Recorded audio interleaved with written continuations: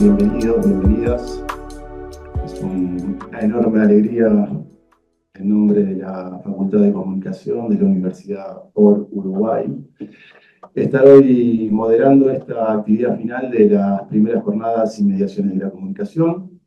Bienvenidos y bienvenidas a quienes están aquí en Uruguay, en Montevideo, en el auditorio de la Facultad de Comunicación.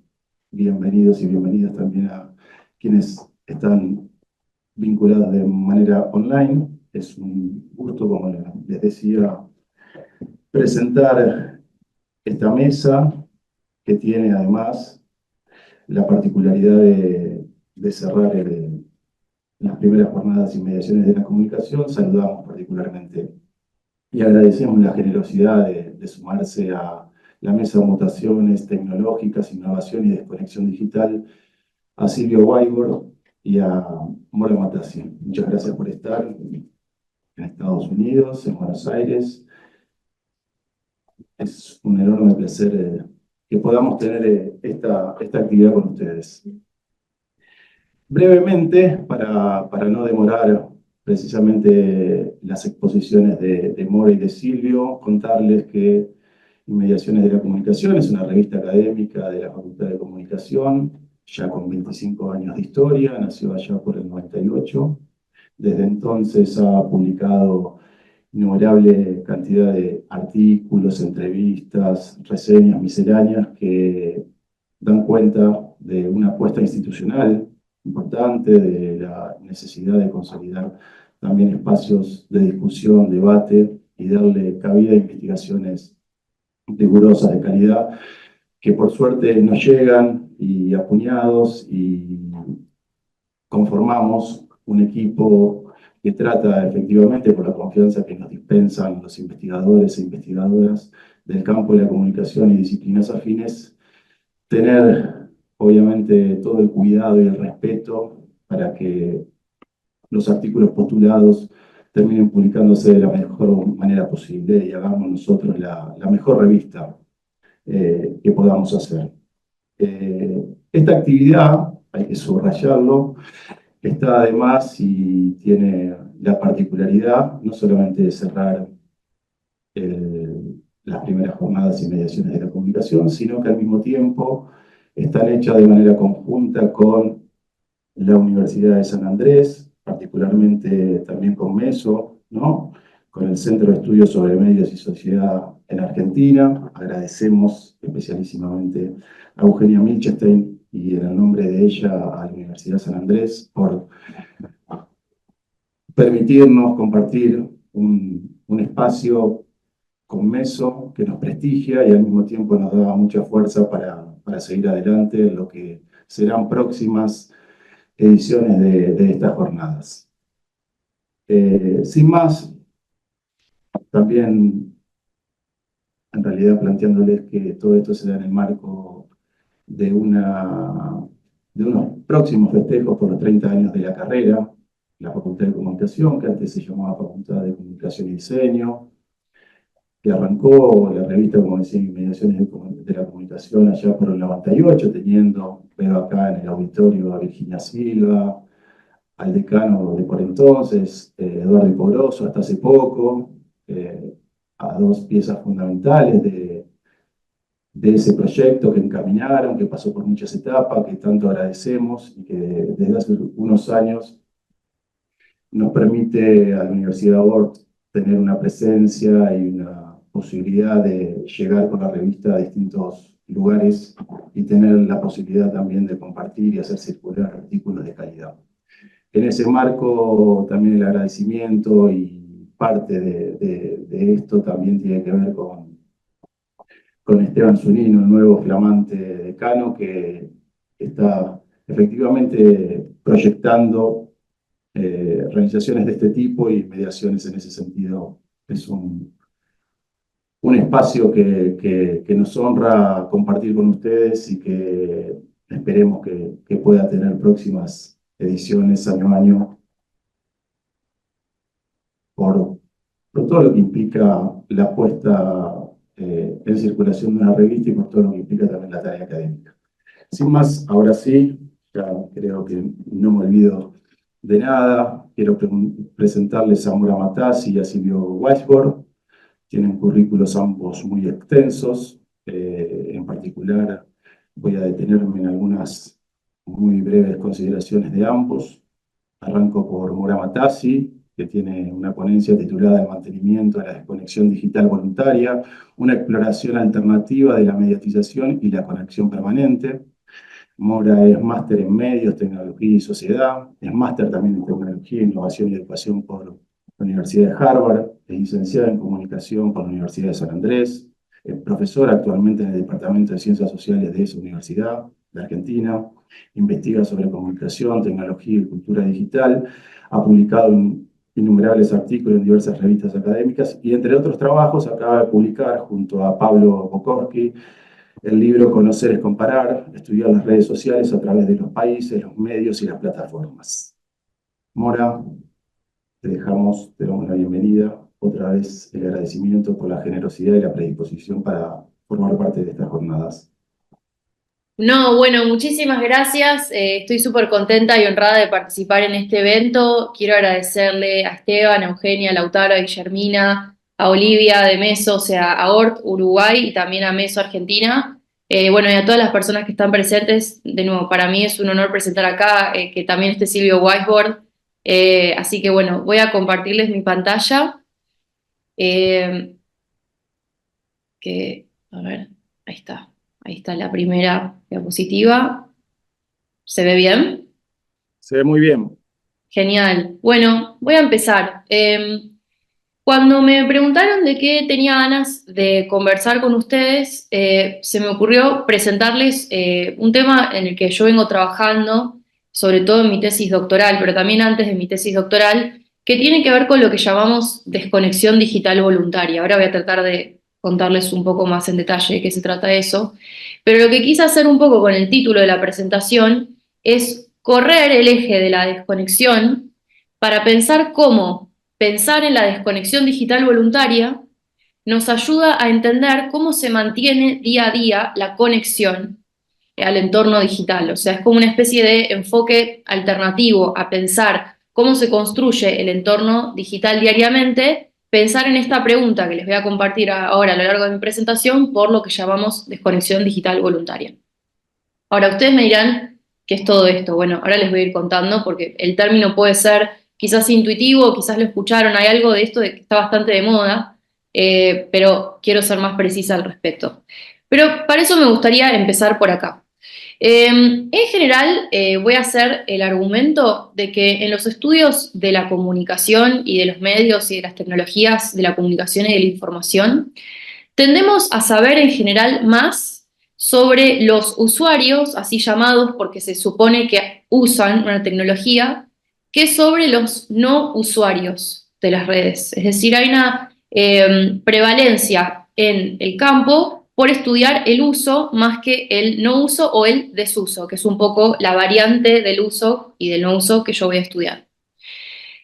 De manera similar, sabemos mucho más sobre cómo los usuarios o las personas antes de convertirse en usuarias se acoplan, se acercan, domestican a la tecnología de una manera que, de nuevo, concluye en su uso más o menos consistente a lo largo del tiempo. Sabemos mucho más de eso que sobre procesos por los cuales distintos grupos de personas en distintas circunstancias se desacoplan, se alejan y terminan en una situación en la cual esa domesticación, no la quiero llamar fallida, pero esa domesticación no lleva a, a un asentamiento de la relación entre esa persona y esa tecnología a lo largo del tiempo.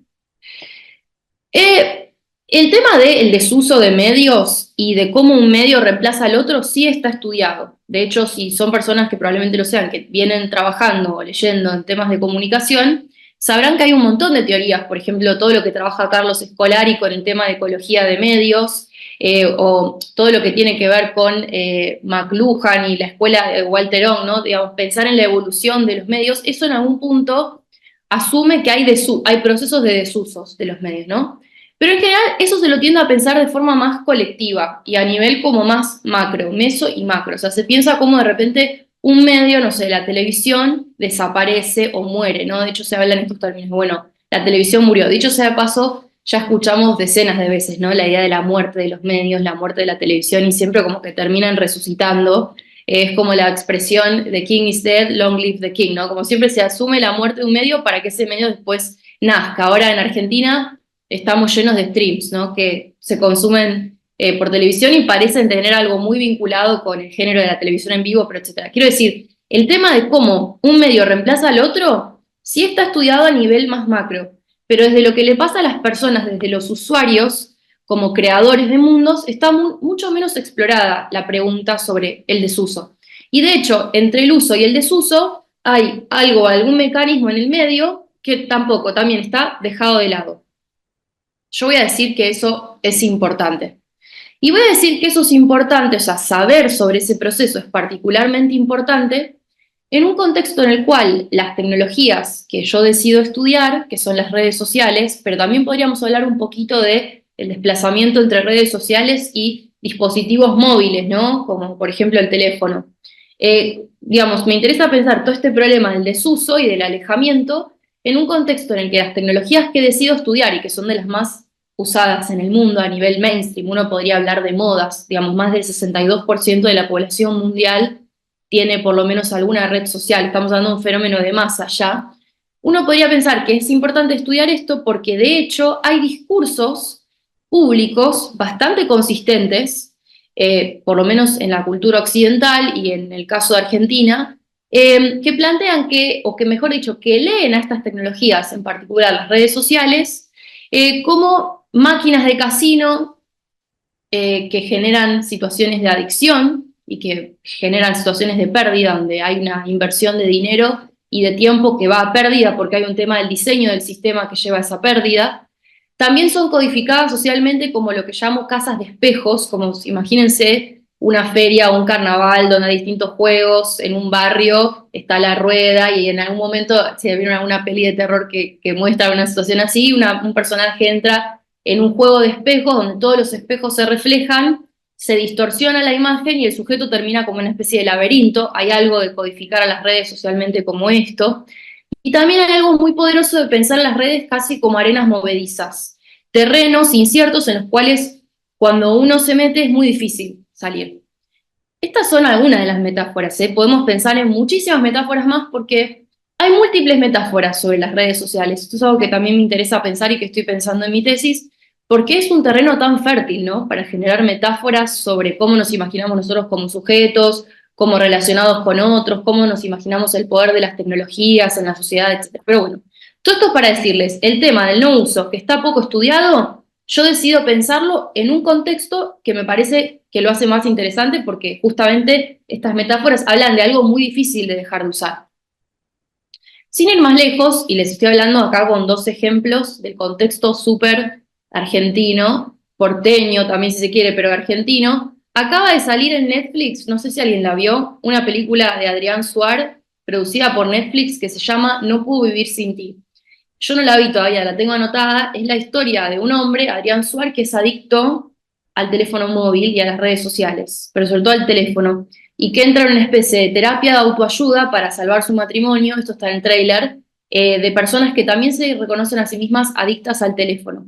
De hecho, hay una escena en el tráiler en la cual él está en un casamiento o algo así y el teléfono se cae o alguien se lo tira al agua y él se zambulle al agua para rescatarlo, etc. La Gran Renuncia es una obra que es una especie de remake de una obra anterior llamada La Fiaca, donde un hombre que trabaja en publicidad decide hacer una especie de resistencia ideológica al tema de tener que tener acceso al teléfono todo el tiempo y abandona el teléfono y abandona las redes sociales. Se está dando ahora en Buenos Aires, se dio hace un tiempo, no les puedo contar el final porque es muy paradójico, pero bueno, esa es una obra que habla de esto. El dilema de las redes sociales salió en nada más y nada menos que en la pandemia, cuando fue un pico de vivir en las redes y también de pensar con estas metáforas sobre los problemas de las redes. Es un documental también producido por Netflix en el cual hay un montón de personas ex trabajadoras de Silicon Valley, que es donde se producen estas tecnologías en general, que plantean con discursos bastante apocalípticos que se arrepienten moralmente y éticamente de haber construido estas tecnologías que ya les digo, son casas de espejos, máquinas de casinos, arenas movedizas. Y así podríamos seguir. ¿Por qué el título de mi presentación y por qué de nuevo estudiar esto? Porque también desde hace muchos años en el campo de la comunicación se piensa en los procesos por los cuales en la sociedad contemporánea en la que vivimos, moderna y contemporánea, ha habido un proceso muy fuerte de mediatización por el cual los medios parecerían tener un rol central en la configuración de subjetividades, en la sociabilidad, en la política, etc. De hecho, hay una proliferación de terminología vinculada con esta idea que presume de base que los medios son lo que organiza la vida social en algún punto. Tenemos términos como mediatización, vida mediática, entorno digital, nativo digital, o sea, haber nacido y tener una subjetividad totalmente vinculada con la tecnología, la idea de presencia conectada, conexión permanente, 24/7, sobre todo con el surgimiento de tecnologías móviles como el teléfono móvil y de infraestructuras de conectividad móvil, y finalmente con el surgimiento de las redes, se tiende a pensar que este paisaje está como casi autoconstruido, que de manera casi por default las personas viven conectadas y viven encendidas en este 24/7, casi como si hubiera una cosa autosustentada de este entorno, que yo quiero demostrar justamente por la vía de la desconexión, que requiere de un trabajo cotidiano de las personas para ser sostenido, y que de hecho quiero contar el proyecto de las personas que tratan de romper un poco con esto, aunque en el fondo lo terminan reparando, y es algo de lo que voy a terminar hablando. Este es un ejemplo de una nota que salió hace poco, está muy buena, sobre una de las fronteras últimas del mundo sin Internet, a la cual llegó el proyecto de conectividad de Starlink de Elon Musk, que es una nota muy interesante porque plantea que, o mejor dicho, tematiza, evidencia una cosa muy clara en estos discursos que les estoy diciendo de la conectividad, que es que la desconexión en general se ha tendido a pensar como una especie de aberración o caso raro, más que una tendencia cultural. De hecho, hay notas como estas porque se asume que todo el mundo está conectado y que es una nota periodística que hay un lugar en el Amazonas que no tiene conexión y que ahora sí lo tiene. Dicho sea de paso, en la nota se habla de cómo surgieron problemas de alcoholismo, de adicción, todos problemas sociales, morales, porque surgió Internet. Eso se los digo por si después la quieren leer. A tal punto está normalizada la idea de conexión como base, que esto es un tema que se tiene que enseñar hasta desde que una persona nace. El otro día estaba en una biblioteca, en una librería, el Jenny ese grande que está en Avenida Santa Fe, y me encontré con este libro que se llamaba Guía Práctica de Crianza Positiva, donde dos mujeres hablan a potenciales madres o personas que van a gestar de distintas dimensiones de la vida que hay que enseñar a gestionar. Una de ellas es el buen uso de pantallas, ¿no? O sea, está tan normalizada la idea de la conexión que hasta hay algo ahí para aprender y para saber hacer, un know-how desde que una persona nace. Sin embargo, diciéndoles todo esto que les estoy diciendo, tengo que también contarles otra parte de la historia, que es que desde hace unos años, con mucha fuerza, en el campo de la comunicación y de los medios, ha surgido como campo de estudio, pero sobre todo como pregunta sustantiva para las personas, la pregunta por la desconexión voluntaria. Cuando digo voluntaria, me refiero no a una desconexión que surge por una falta de acceso estructural o por una cosa de fuerza mayor, como cuando hubo un apagón digital en 2021 y se nos cortaron todas las redes de Meta, sino como una especie de evento que surge luego de cierta decisión voluntaria de la persona o del grupo de personas de decir, quiero ponerle un freno a esto. A partir de esta literatura que ha tenido mucho crecimiento, sobre todo en un giro un poco apocalíptico que ha tenido el campo de la comunicación respecto al mundo digital en los últimos años, sobre todo luego del escándalo de Cambridge Analytica, no sé si se acuerdan, pero ese episodio que surgió en el 2017 que trajo mucha preocupación sobre estos entornos, desde ese momento se ha estudiado mucho y se saben algunas cosas consistentes. La primera es que se plantea que en este paradigma que les cuento como de mediatización total, de entorno digital, etcétera, las personas tienden a pensar que la desconexión sería algo deseable, pero que es muy difícil de lograr. También se sabe que esta desconexión se conceptualiza más como un continuo que como una cosa binaria. O sea, para las personas no es tan fácil decir estoy adentro o estoy afuera, sino que lo piensan más como una especie de gradación. En ese sentido, piensan que la desconexión puede ser desde periodos muy cortos, como dejar el teléfono cuando se van a hacer compras o un fin de semana, hasta un rechazo total de la tecnología y de los medios, manifestado en formas como, por ejemplo, irse a un retiro o dejar el celular o cosas así, que están mucho más exploradas en contextos muy ricos y muy particulares culturalmente con relación a la tecnología como Silicon Valley y mucho menos en países como Argentina y Uruguay. También sabemos que la desconexión digital voluntaria, sobre todo en países de lo que podríamos llamar, entre comillas, norte global, si bien podemos criticar la categoría, se ha asociado con un mercado de servicios de autoayuda. O sea, hay mucho de la idea de desconexión vinculada con un mercado de autoayuda, donde se piensa que la idea de la desconexión puede estar contenida en un libro que hable sobre cómo gestionar la felicidad personal. Y también sabemos con relación a esto que en algunos casos, por ejemplo, influencers, que son tipos específicos de usuarios de la conectividad digital, puede ser muy performativa, o sea, puede tener como una especie de grado de performance pública, casi teatral, la idea de decir, me voy de las redes. Dicho sea de paso, en Argentina me contaron que Alejandro Fantino se fue de Twitter, también Ernesto Tenema, un periodista, como últimamente está bastante de moda, María Becerra, una cantante, también se fue de Twitter. Me contaron también que por las Olimpiadas hubo un montón de atletas que decidieron irse públicamente de Instagram y otras redes sociales, como que hay una cosa medio performática de parte de las personas famosas de decir, me voy de esta red, corto con esto, etc. Bueno, ya les vengo contando un montón, sugiriendo por qué nos debería importar esto, pero lo voy a decir de otra manera ahora, y es que esto importa porque de alguna manera entender cómo se genera un proceso de separación voluntaria respecto a una tecnología que se imagina como súper fuerte y adictiva y atractiva, nos va a permitir comprender cómo, bajo qué condiciones y con qué implicancias se sostiene todos los días el entorno digital. O sea, en vez de asumir que esto sucede y que hay procesos de mediatización totalmente aceptados, la pregunta por la desconexión nos permite ver cómo en el día a día personas comunes, ordinarias, en sentido de no extraordinarias, sostienen o no sostienen ese entorno digital. Y en este sentido me interesa seguir lecturas como la de Jackson, que plantean un interés más bien por la erosión, el deterioro, la decadencia, en lugar de la novedad, el crecimiento, el progreso, como punto de partida para entender justamente cómo nos relacionamos con los medios y qué rol terminan teniendo los medios en la sociedad. Finalmente, esto me parece interesante porque, como voy a tratar de mostrar, hay algo bastante de proyecto ético, o sea, proyecto de cómo vivir la vida alrededor de esta pregunta de qué hago con la conexión y la desconexión digital. En algún punto la pregunta por la que estoy, digamos, trabajando tiene que ver con cómo y por qué los propios usuarios de redes sociales imaginan, desean, llevan a cabo su desconexión respecto de las redes y cómo podemos organizar ese proceso, eso es en lo que estoy trabajando ahora, y qué aprendemos finalmente sobre cómo se mantiene todos los días el entorno digital. Bueno, les voy a contar un poco de esto, que es mi approach a todo este problema y que va a estar, digamos, solidificado en mi tesis doctoral, que es en la que vengo trabajando a partir de trabajos anteriores. Básicamente yo a propósito decido estudiar la pregunta por la desconexión enfocándome en un medio en particular que son las redes sociales. Las redes tienen una particularidad propia, que es que son una especie de mezcla de las redes en el sentido original del término red, de red social, con medios. Si se fijan en la acepción en inglés, social media, el término en inglés, las redes sociales combinan lo que son medios con lo que son redes y eso genera un problema particular para pensar la desconexión, porque implica contenido, pero también implica relaciones sociales.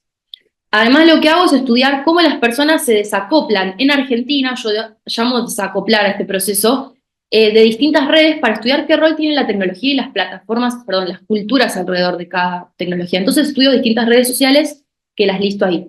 Y sobre todo me parece súper interesante hacer todo esto en un contexto como el argentino, porque es un contexto en el que hay mucha variación de abundancia y escasez material y de conectividad a Internet, y donde además tenemos un país que está estudiado, tiene una fuerte cultura de asociacionismo, donde se le aporta mucho peso al mantenimiento del lazo social. Entonces la pregunta por la desconexión cobra todavía más importancia.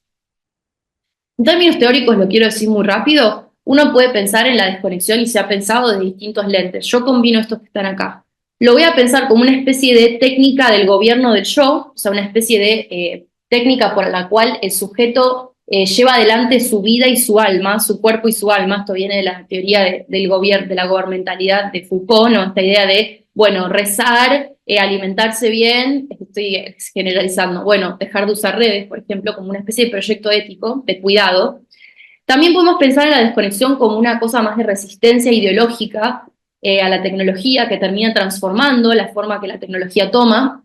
Podemos pensarlo también, esto es mucho más contemporáneo, como una especie de proceso de sintonización afectiva que refleja mucho esta cosa ambivalente que tienen las personas como de amor y odio y de querer apegarse y desapegarse de las tecnologías digitales contemporáneas. Y también podemos pensar desde un punto de vista mucho más de comunicación interpersonal en cómo la desconexión operaría como una especie de caso de estrategia de inatención social, en contextos en los cuales las personas quieren generar límites en su comunicación diaria, porque, por ejemplo, están cansadas de que les manden mensajes. Bueno, la desconexión podría ser una especie de estrategia de eso, ¿no? De poner un parate a lo que se percibe como exceso comunicacional. Bueno, entonces acá les quiero presentar concretamente el modelo, que puede resultar muy simple, estoy tratando de complejizarlo, pero justamente lo traté de hacer lo más simple posible, como para decir, bueno, desde una perspectiva que aprendí, no sé, de Howard Becker, el sociólogo, como decir, bueno, ¿cuál es el proceso más simple por el que pasan las personas que efectivamente toman una distancia de las redes sociales de forma activa? En este sentido, estoy pensando siempre en personas que sienten que realmente hubo un distanciamiento considerable de su relación con la red. Primero, ante todo, yo conceptualizo a las relaciones de las personas con las redes sociales como relaciones. Son relaciones en el sentido de que hay el mantenimiento de una especie de vínculo bilateral, donde hay algo que la tecnología hace y algo que el sujeto hace, que termina sosteniendo esa relación. Y yo lo que planteo es que estas relaciones que se establecen con las redes son cambiantes a lo largo del tiempo, son dinámicas, no son estáticas, y se van modificando en parte por procesos de desconexión digital voluntaria. Entonces, muy simplemente, el primer paso o la primera parte del modelo es que quienes se distancian de las redes sociales pasan por etapas divididas por lo que llamo turning points o puntos de inflexión. En vez de ponerle tanto foco a la motivación de, che, ¿por qué te desconectaste? Yo lo que empecé a encontrar es que en el discurso de las personas hay algo que se va dando como por una situación que los excede, no es que está tan racionalizada, y que después terminan generando un punto de inflexión que hace que la persona se tenga que ir. Ahora les voy a contar un poco de eso. En segundo lugar, quienes se distancian, o sea, quienes pasan por un turning point que les hace cambiar su mirada de su relación con la red y efectivamente pasan al distanciamiento, para hacerlo tienen que mantener lo que llamo una infraestructura de la desconexión. O sea, tienen que hacer cosas para sostenerse desconectados. No es por default que uno se sostiene desconectado. Y finalmente, quienes se distancian, en su gran mayoría tienden a regresar, o sea, hay un regreso en la mayor parte de los casos, que se produce luego de cierto proceso de reparación. Reparación en el sentido de que algo se repara en esa relación, algo se salva o algo se repiensa para que el sujeto logre volver. Muy brevemente, porque no me voy a detener acá ahora, pero es todo un capítulo de mi tesis, toda una línea de exploración que tengo, lo que planteo es que estos turning points por los cuales pasan las personas tienen que ver en general con tres tipos de cosas.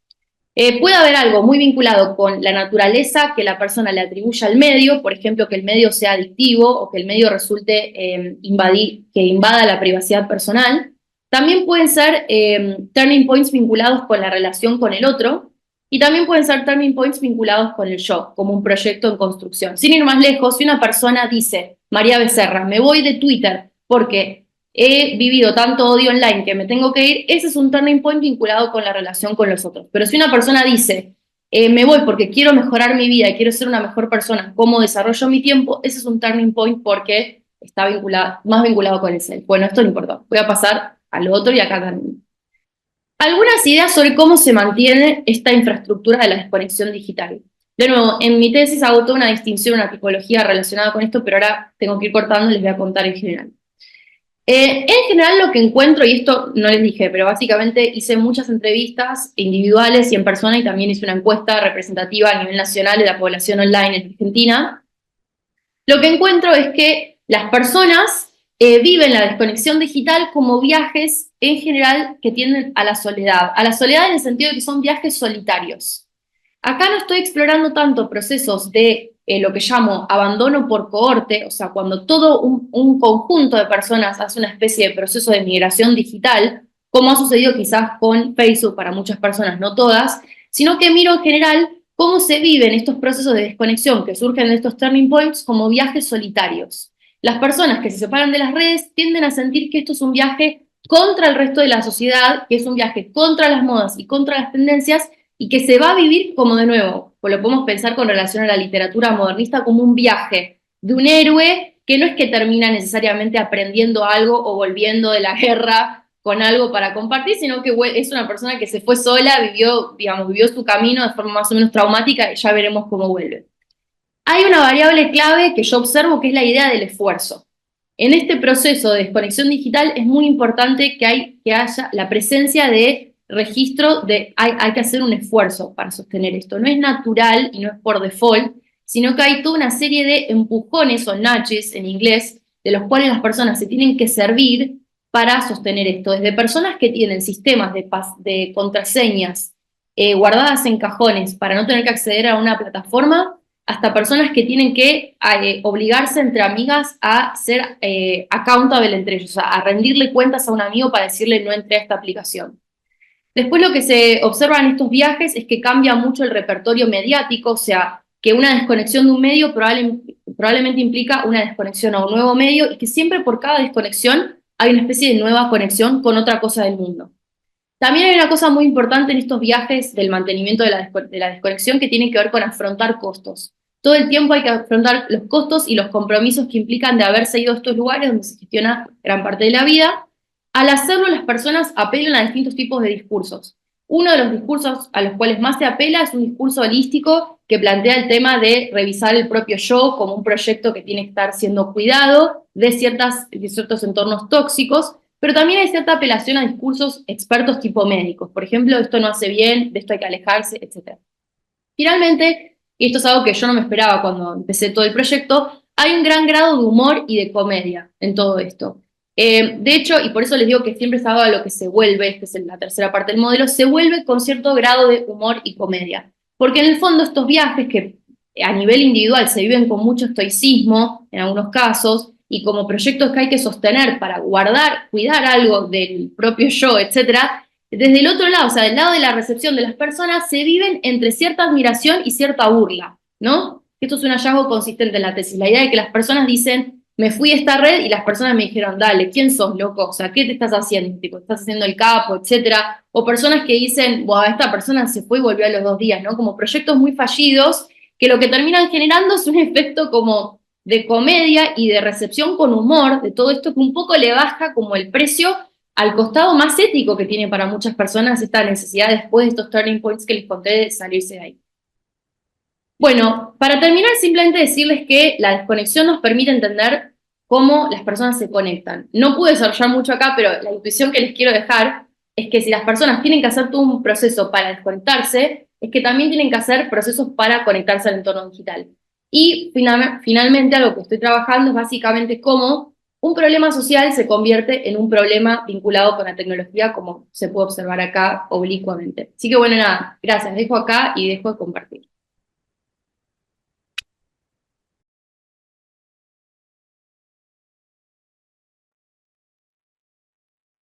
Gracias, Mora. No sé si alcanzaste a escuchar el aplauso, pero de acá del auditorio te saludan y te agradecen la exposición. Al mismo tiempo me quedó por decir, ¿me escuchan bien? Yo porque estoy ahora sin micrófono, que me confundí un poco entre ambos auditorios, este y el online.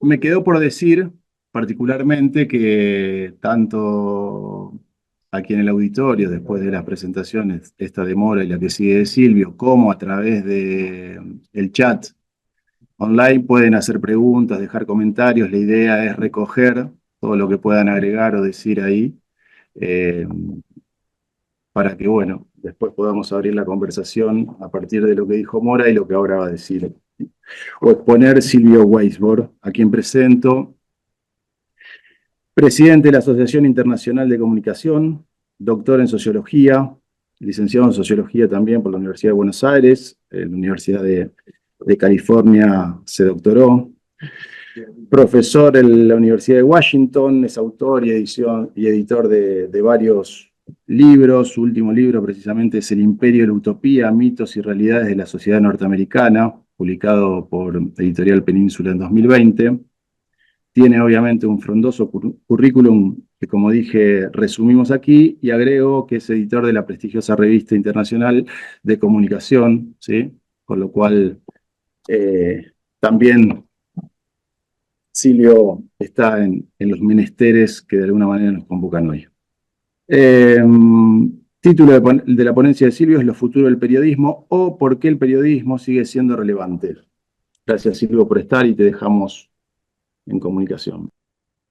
Bueno, muchas gracias. Gracias a Esteban, a Lautaro, a Guillermina y a toda la gente en ORT que fue responsable por, este, por estas jornadas y por la invitación. Y también es un placer compartir esta mesa con Mora. Eh, cuando me dijeron el tema de las jornadas, hablando de mutaciones tecnológicas, comunicación política, desconexión digital, obviamente son temas bastante amplios y pueden existir, digamos, innumerables puntos de entrada, y los conductores para conversar sobre esos temas. Yo lo que elegí, que me toca más de cerca, es temas de periodismo que vengo pensando vinculados a estos tres temas: mutaciones tecnológicas, su posición o su importancia dentro de la comunicación política y su vinculación con lo digital, tanto con la conexión como la desconexión digital. Y esto viene a colación de que acabo de terminar un libro que es como una introducción a estudios de periodismo, y concluyo el libro justamente con dos capítulos que tienen que ver con lo que voy a presentar aquí. Eh, Voy a abrir la presentación. Voy a hablar aproximadamente 20 minutos, dar un pantallazo sobre estos temas. Yo planteo acá lo que quiero hablar, que es sobre los futuros del periodismo, y la relevancia del periodismo como dispositivos analíticos, digamos, como forma de llegar a otras cuestiones. Em, lo primero que voy a hablar es, voy a pasar esto aquí. Em, lo primero que quiero hablar es justamente sobre dos narrativas en curso. Una es la narrativa, el futuro del periodismo, es la pregunta recurrente, especialmente cuando llega el fin de año, pues es un tema permanentemente se formula el periodismo, la academia, gente dentro de la industria, digamos, qué le espera el periodismo. Y la otra es una narrativa paralela que tiene algún punto de superposición, que es la supuesta muerte del periodismo. Obviamente estos son dos temas bastante grandes que tienen diferentes ribetes o consideraciones según el país, el lugar donde se discute. Em, Sobre el futuro del periodismo no le voy a decir nada novedoso. Ustedes han escuchado, digamos, una enorme cantidad de predicciones y de titulares sobre hacia dónde va el periodismo, qué tipo de futuro tiene, si tiene futuro, desde posiciones optimistas hasta posiciones más apocalípticas, sobre qué tipo de periodismo es el que nos espera. En primer lugar, yo creo que hay que recordar lo obvio acá. Y lo obvio es sobre el periodismo, es que este ejercicio de especular sobre el futuro es llamado futurismo. Y como voy a plantear acá, no me parece una dirección bastante productiva para entender no solamente el futuro, sino también el presente del periodismo. En parte porque el futurismo viene de una industria particular, que es la industria del futurismo, más vinculado con la tecnología, con la industria de innovaciones, en los cuales suele abundar, yo diría, un fetichismo tecnológico, en los cuales, digamos, pensar, imaginar, especular el futuro está vinculado a especular, digamos, a especulaciones sobre cómo las tecnologías van cambiando una industria o cambian conductas, cambian formas, digamos, presentes. Y esto, digamos, es muy entretenido y es muy rico el debate en el sentido de que hay interminables especulaciones sobre las innovaciones tecnológicas. Y si uno recorre los últimos 10, 20 años últimos del periodismo, está lleno el debate sobre esto, sobre innovaciones tecnológicas, sobre las noticias automatizadas, sobre la realidad aumentada, sobre el aprendizaje automático, sobre las startups, las compañías digitales como el nuevo futuro del periodismo. El debate más reciente de hace un año y medio sobre ChatGPT, digamos, otra vuelta, otra ronda justamente para especulaciones de este tipo. ¿Por qué futurismo? Y porque está, digamos, centrado en la tecnología. Más que nada este futuro o este futurismo especula, digamos, sobre las tecnologías más que su integración, la integración de las tecnologías dentro de las estructuras existentes del periodismo, de la industria de noticias, que tiene características particulares, tanto institucionales, políticas y económicas, en diferentes países, en diferentes comunidades, incluso dentro de un país. Frente a esto, una solución, digamos, una corrección parcial, es que siempre debemos entender la tecnología dentro de contextos particulares. Estudios sobre periodismo y tecnología, que son estudios ya de hace bastante tiempo, recurrentemente muestran justamente esto.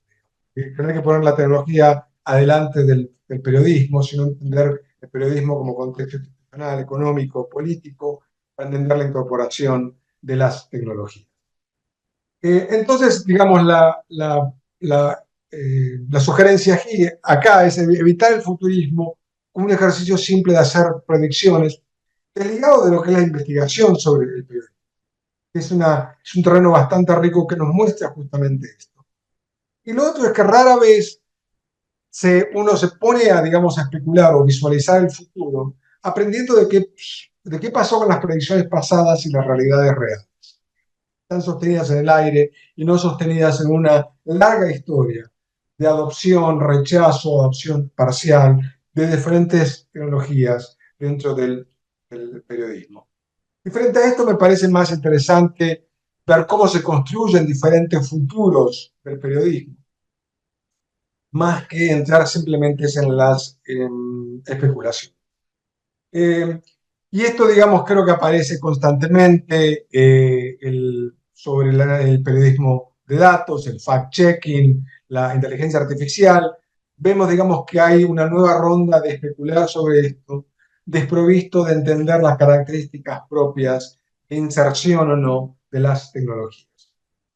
El otro problema es que, por lo general, los pronósticos hablan en singular, como si el periodismo y la industria de noticias fuera una sola entidad, pasando por alto la enorme diversidad de organizaciones, escenarios y contextos. Esto no es nuevo, el periodismo y la industria de noticias nunca fueron una institución singular, única, homogénea, en el sentido moderno de una institución, sino que históricamente han estado caracterizadas por dispersión, caos, abundancia y transformación constante, tanto del periodismo como de las noticias. Si yo les preguntara a ustedes en qué piensan cuando digo periodismo, un ejercicio que hago en mi clase, es factible que ustedes estén pensando en cosas muy diferentes sobre qué quiere decir periodismo, cuáles son ejemplos de periodismo hoy en día. Que va al punto que mencionaba anteriormente, que es difícil generalizar o especular en abstracto sin entender las condiciones particulares, digamos, de un tipo de periodismo. Entonces, frente a este futuro de especulaciones, no hay instrucciones claras sobre qué hacer. Vuelve a decir, ¿qué tipo de futuro es deseable y por qué? En tanto, el futuro está discutido alrededor de cosas, fundamentalmente de la tecnología, no de contextos institucionales. Entonces, en ese sentido, no es claro qué debamos hacer, a quienes nos interesa analizar justamente cuál es el futuro que tiene el periodismo por delante. El otro punto es que en realidad, si somos estrictos, el periodismo no tiene futuro. ¿Por qué? Porque esta pregunta sobre el futuro viene de industrias que tienen cierto control sobre sí mismas.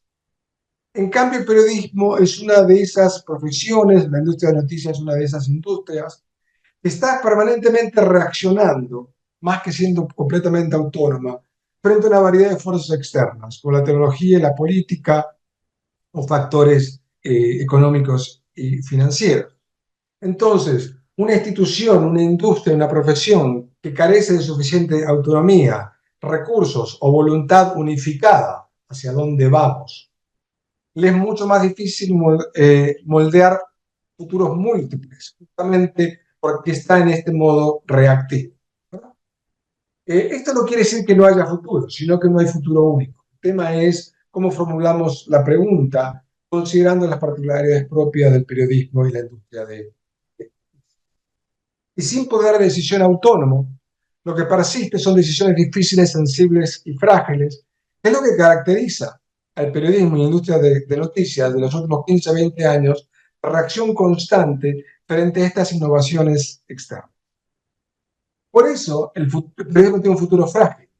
¿Por qué tiene un futuro frágil? Porque no tiene la capacidad de decidir por sí sola dónde las audiencias acceden a la información, cómo se financia la información, cuál es el futuro de la comunicación digital. Todas estas preguntas esenciales para el periodismo. El periodismo no tiene control para responder de una forma certera o unificada. Entonces, pronosticar especialmente sobre el futuro del periodismo es complicado, porque las variables fundamentales que afectan al periodismo, la información, las noticias, continúan cambiando de formas impredecibles y disímiles en todo el mundo por los factores anteriormente mencionados. Otra posibilidad para encarar este tema es que en realidad el futuro del periodismo ya está, pero no está distribuido de manera uniforme, que es una forma de parafrasear una frase bastante conocida de William Gibson, en el sentido que no hay un futuro que en un momento va a llegar, o que es un futuro homogéneo, sino que los futuros están dispersos en diferentes formas, repartidos, entre comillas, en la sociedad. Esa es una narrativa.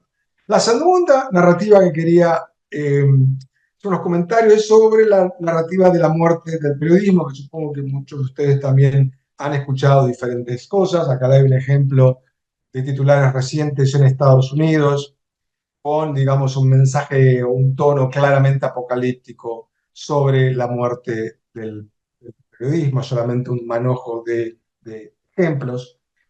Hay un número del New Yorker a principios de año que tiene esta ilustración que claramente muestra, digamos, la visión apocalíptica sobre el periodismo. Y obviamente que hay señales que muestran, digamos, que justifican esta preocupación sobre el estado del periodismo. Algunos ejemplos son el incremento de ciertos informativos, la continua migración de anunciantes hacia plataformas no periodísticas para llegar a consumidores, la sustancial disminución del número de puestos de trabajo en las redacciones, lo cual genera menor capacidad para cubrir información, el crecimiento de porcentajes de públicos que evitan noticias. Digamos, estas no son buenas noticias o señales de vida para el periodismo.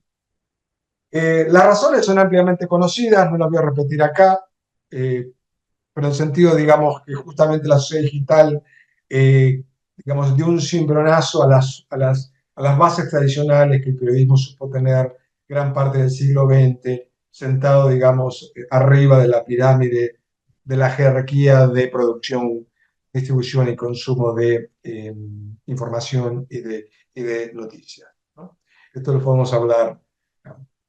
Pero fundamentalmente porque el periodismo, según varios estudios, digamos, lleva la de perder o no gana esta competencia constante por la atención contra fundamentalmente los medios sociales y otras plataformas que son las grandes avenidas, digamos, donde constantemente los públicos entran a Internet. Digamos que al fin y al cabo es un par de manojos de plataformas que no son plataformas periodísticas, las que concentran gran parte de lo que es el tráfico, la atención y la vida digital. Y ahí el periodismo corre de atrás. Lo otro es, digamos, que contenidos que históricamente fueron únicos, limitados al periodismo, ya no están así. Que gran parte del contenido históricamente periodístico hoy está disponible en plataformas no periodísticas, ¿verdad? El otro dato preocupante es que las noticias constituyen un pequeño porcentaje de la dieta mediática de la gente, ¿verdad? Lo que la gente consume de noticias en el sentido más estricto, generada por fuentes periodísticas, es un porcentaje bastante limitado. Y hay otras señales, digamos, de preocupación. Entonces, frente a esto, yo creo que la pregunta es, o digamos, si el periodismo puede adaptarse, que ha sido el grito de batalla de los últimos 20 años. Los últimos 20 años es el periodismo constantemente respondiendo, tratando de adaptarse frente a la disrupción masiva de la ecología informativa contemporánea. No queda claro que el periodismo, digamos, pueda salir salvo de esto, en el sentido de que muchas decisiones sobre estas disrupciones no son manejadas o controladas por el periodismo. Así todo, esta es un poco más la versión menos apocalíptica de mí. Es que creo que no todo está perdido y es demasiado pronto para concluir que el periodismo es irrelevante o que está en su lecho de muerte. ¿Por qué? Porque creo que hay otra serie de dimensiones que nos muestran un fenómeno diferente, no un fenómeno que contradice las especulaciones más apocalípticas o los datos y procesos que ya acabo de mencionar, sino que nos encajan en esa horma, digamos, de un periodismo que está en su lecho de muerte. En primer lugar, ¿cómo sabemos que una sociedad valora las instituciones, las formas culturales y las ideas como las noticias y el periodismo? Esta creo que es la pregunta para responder si el periodismo sigue siendo importante. ¿Cuáles son algunos signos de la relevancia del periodismo? Y lo voy a puntear por una cuestión de tiempo y si hay interés en profundizarlo, lo vemos después. Uno es, yo creo que el poder político, económico, cultural, sigue creyendo que las noticias y el periodismo son relevantes. No está dispuesto, digamos, a abandonar el periodismo, ya sea el periodismo tradicional, el legacy journalismo, ni siquiera el periodismo digital. Pero si no fuera así, pregunto, ¿por qué los autoritarismos continúan empecinados en extinguir el periodismo disidente y fortalecer la propaganda? ¿Por qué se implementan leyes persecutorias, se espían, se acosan, se intimidan, encarcelan a periodistas? ¿Por qué la violencia digital contra el periodismo es un fenómeno prominente, no solamente obviamente en autoritarismo, sino en democracias? ¿Por qué los actores económicos poderosos todavía siguen pensando que persuadir y cortejar al periodismo sigue siendo importante? Si no fuera así, si el periodismo no fuera importante, no quedaría claro, digamos, por qué esto se sigue. A ver, estoy tratando de... el tema que el hecho de que la libertad de prensa sigue siendo una cuestión crítica, para mí me sugiere, digamos, algo muy diferente al cuadro, digamos, que mencioné anteriormente. En el sentido de que sigue siendo un tema importante.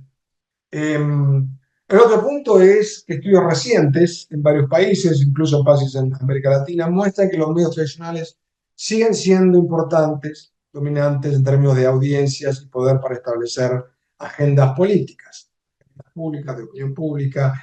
No son las únicas, obviamente compiten con todo un sistema, una ecología de medios digitales.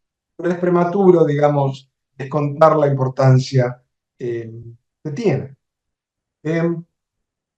Otro es lo que pasa en momentos claves, en eventos noticiosos determinantes.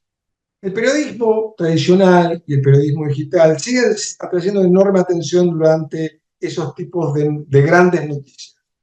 Por ejemplo, comienzos de guerra o en momentos claves en el desarrollo de conflictos y de guerras, en escándalos políticos, en elecciones, en acontecimientos deportivos, en lo que comúnmente se llaman tragedias, crímenes y accidentes, digamos, malas noticias, en los cuales los medios tradicionales y medios digitales sufren, digamos, un incremento en el índice de audiencia. Esto creo que nos está hablando de algo, digamos, de ciertas conductas que aún perduran.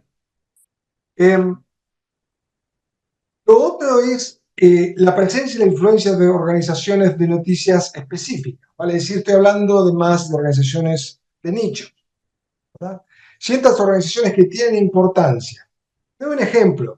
Hoy sería imposible entender el movimiento conservador de derecha o de extrema derecha en países como Brasil, en países como Estados Unidos, en varios países europeos, sin entender el rol primordial que siguen teniendo algunas viejas formas de comunicación. No son puramente fenómenos de redes digitales, son más que nada redes entrelazadas, tanto de redes digitales que tienen un particular, digamos, conformación de mosaico, digamos, con la televisión tradicional, con medios tradicionales, con sitios digitales que siguen haciendo de alguna forma un periodismo digital muy vinculado, muy pegado a este tipo de corrientes políticas.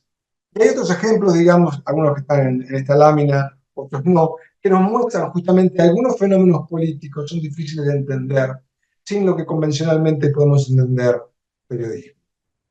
Después están otro tipo de sitios de nichos de noticias con contenidos varios.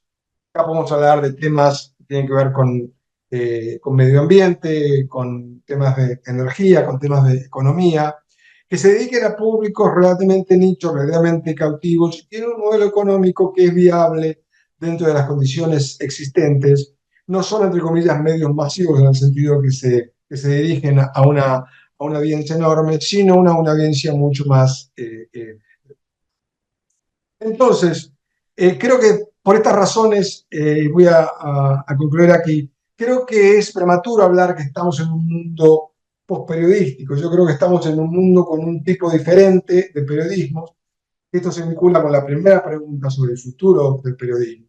Creo que si tratamos de entender el futuro del periodismo, de donde estamos parados ahora, es un mundo con diferentes tipos de periodismos más heterogéneos en términos de contenidos, de modelos económicos, de vinculaciones políticas, de cómo se posiciona frente a la información, algunos de públicos, digamos, más cachón, más diversos, otros mucho más específicos. Y por eso creo que marcar la situación en términos binarios, de periodismo vivo, muerto, relevante, relevante, o zombie o no zombie, en realidad no conduce a tener un análisis más afinado y productivo, tanto del presente del periodismo y su supuesta, digamos, muerte, como el futuro del periodismo. Y lo otro para concluir es que mientras haya noticias, mientras haya, digamos, alguna curiosidad primordial humana sobre diferentes tipos de información, existirá alguna forma de periodismo y de noticias, por lo menos en un futuro. Y concluyo aquí.